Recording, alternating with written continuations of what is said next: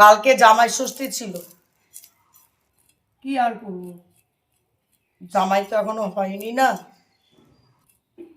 তাই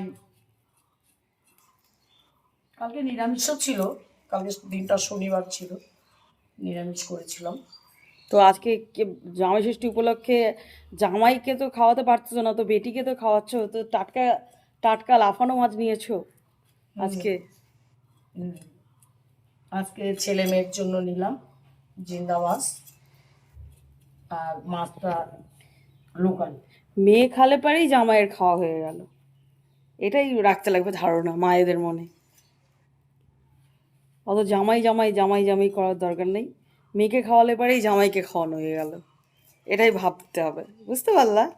হ্যাঁ। আগে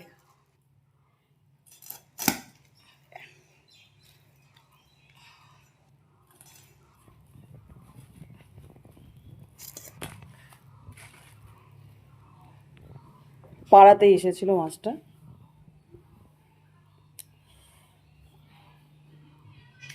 আজকে মাছটা কি কাঁচা মাছ করে বানাবা?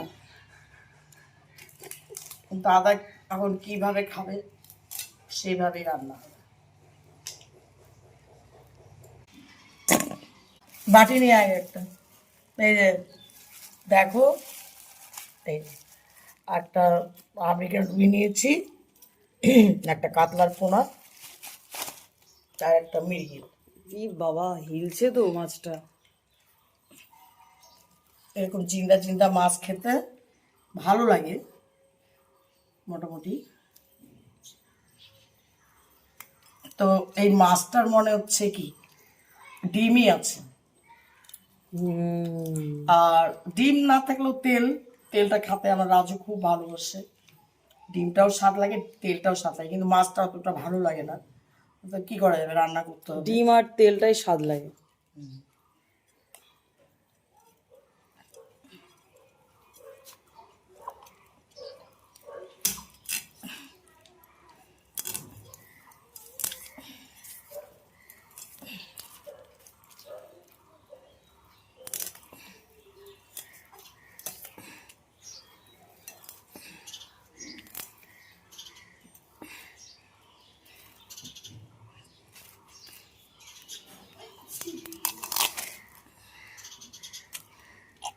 একদম জিন্দা নিয়েছি,